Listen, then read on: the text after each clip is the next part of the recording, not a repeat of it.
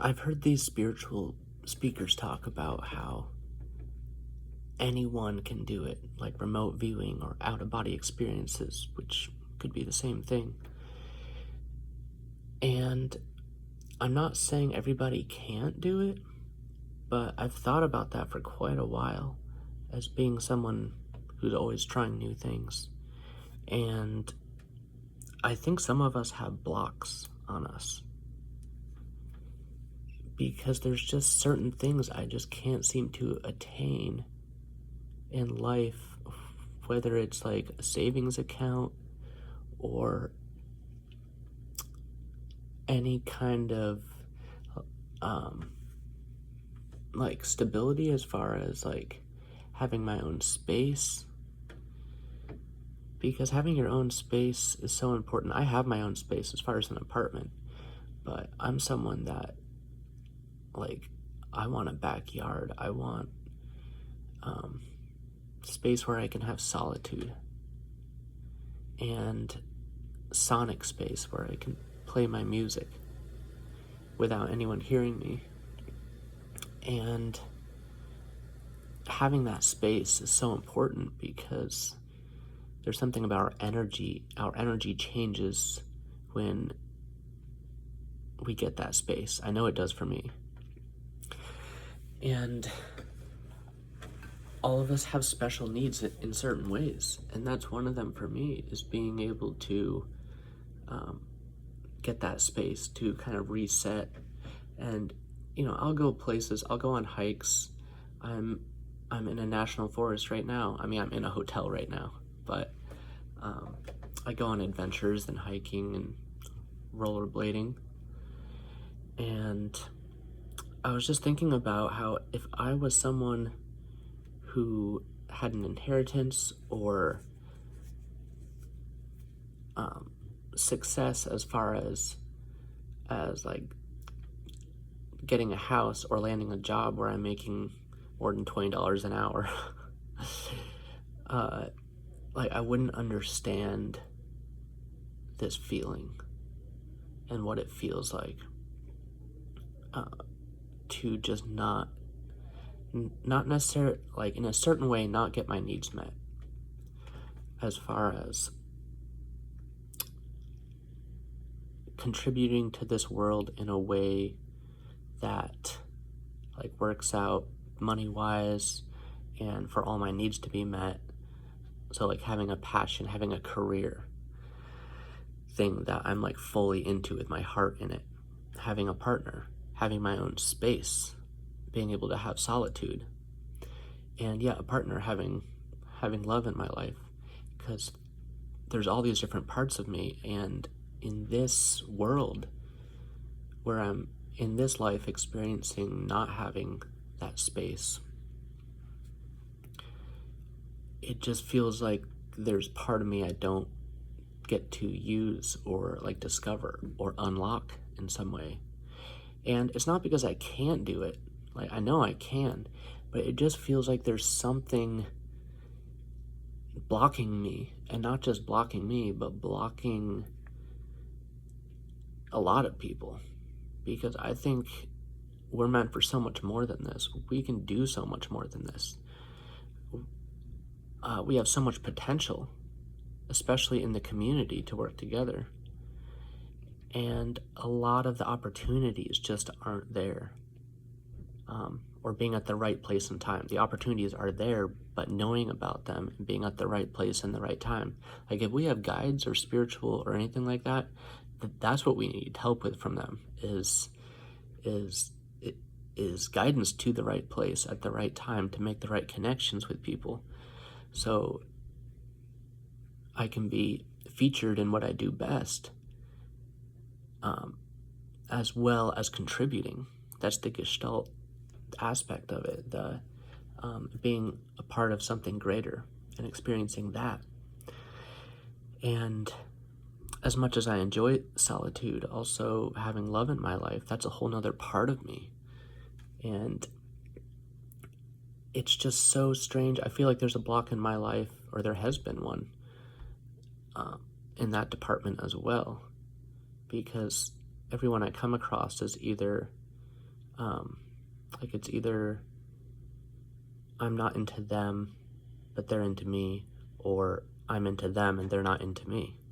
And we all experience that a bit, but there comes a point where it's like, this is predictable. This is like really predictable. Like, I mean, I know I'm a little picky, but there is so much potential out there. And I feel like at almost 38 now, it just feels like selfish for me to just be doing the same things, just like playing guitar every night. Just like, I don't mind like playing guitar every night and going rollerblading and going on adventures. But I want to share that with someone else too. And so, like, money, it's funny because money, like, the love of money is a problem. But they also say money is, like, doesn't buy happiness. But I beg to differ. Like, I mean, it may not be fulfillment or happiness, but you can make things happen. Like, I think a lot of people realize that, like, you have more leverage in this world to not only contribute, but make a space for yourself to be able to be in that space to contribute and like be healthy, being all you can be. So that's just one of the struggles I wouldn't have realized if I wasn't kind of blocked like this in life. So I do enjoy the positives of being in this position, and it's gone on so long that, you know, I can honestly say, like, I don't fear death. Like, it's not like I'm thinking about it every day, because the days I do, I think that's demonic, honestly. And so I don't, like, I'm matured past that. But also at the same time, I'm not attached to any of it. And even if I had a lot of things, I don't think I'd be attached. I mean, to a certain degree. But attachment isn't necessarily bad either. There's just attachment to attachment. That's the, like, or like the pain that's attached to attachment. Because I have experienced attachment where, like, there was a going in different directions with a person, and yeah, it was a bit, it was bittersweet because it was the start of something new, and also, like, you're missing that person, but it wasn't unsufferable. And I've also had it where it's unsufferable, and I think that could be a demonic thing too, like just trying to keep you in that space.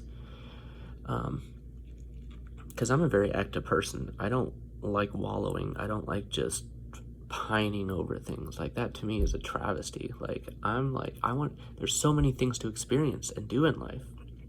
So, like, what I'm saying is being depressed over a breakup for years and years later is just, like, really messed up. And it makes sense that, like, this world is way crazier than any of us know. Like, we live in a world where people get possessed by all kinds of things, all kinds of fears and dysphorias and anger and I mean, like, not all anger is bad, but like hatred and like jealousy and greed. And that's the archonic hook in this world that keeps people down, keeps them depressed, keeps them feeling oppressed or not able to feel free. And being able to feel free, like, that's fundamental. That, and a lot of people can't explain or understand why they don't feel free. And there's definitely causality behind it. And a lot of people are selling all kinds of stuff. And there's interesting patterns that elucidate when you observe it. And I wouldn't think about it so much if I wasn't in this position. I mean, I'm very existential, so even if I was financially well off, I would probably still be a lot like I am. But I would just, like, I wouldn't understand the struggle, the grief to the degree that I have in this life. And I've seen people go through things I can't imagine how horrible it would be. And we are resilient and we get through it. And I don't like sit back and mourn over things, but I do recognize the patterns. And it's worth thinking about. It's not necessarily a negative thing. It's just being observant of what's going on. And it's important to look at, like, what are the things blocking me? I mean, if I could see them, I would do something about them. But it's in the subconscious or something. It's in the, like, I've been in certain states of mind where I was able to do more things, so I know that exists. But then how do we get stuck? I mean, lots of reasons. And a lot of people have a lot of answers, and there is more than one answer. Because it's a lot of things. So, just food for thought.